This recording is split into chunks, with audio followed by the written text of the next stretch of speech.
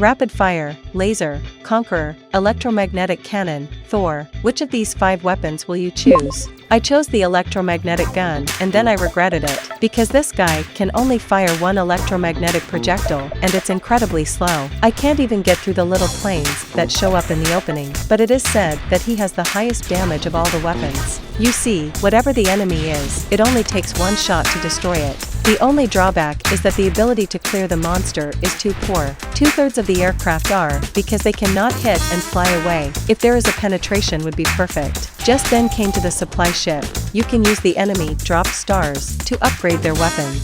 We select the skill and click on the main gun boost. Not only can it now fire 3 electromagnetic shells at a time, it also has the ability to penetrate enemies. It'll be a lot easier to deal with these little planes. Large ships and helicopters can also be dealt with penetration attacks. I have to say the damage from this electromagnetic shell is really high. The next time I met the supply ship, I looked at the stack of good things in the store, and I wanted every one of them. Unfortunately, stars only have more than 500 missiles. They chose to buy the standard missile. He's releasing 2 tracking missiles every few seconds. It is an added means of attack, and the damage of the missile is not low.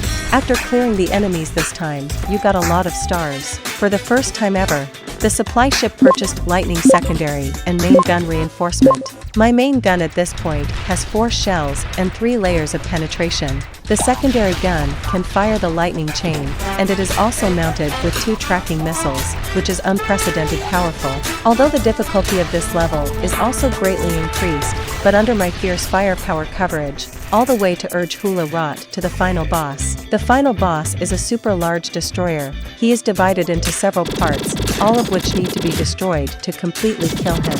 The first was the foredeck, with 1 main gun and 4 secondary guns. 3 kinds of barrage on top of each other. The firepower is quite fierce. Fortunately, my attack power was very high, and I was the first to kill the 2 auxiliary guns in front, which was a surprise through this part. Then there's the central part of the hull, which has a huge anti-aircraft missile and 2 small turrets. The difficulty here is really great. The anti-aircraft bullets are too fast, and as 3 batteries are arranged in a triangle, which makes my penetration attack useless. It can only be broken one by one, and finally a small half of the blood is wasted before it is destroyed. Then, in the middle of the hull, a battery was activated again. This time, the fire is more fierce, no single 20 years of hand speed, there is no way to hide. And finally, the sides of the hull, straight into a row of shells and 3 rocket turrets. In the case of losing half the blood, the destroyer was finally killed.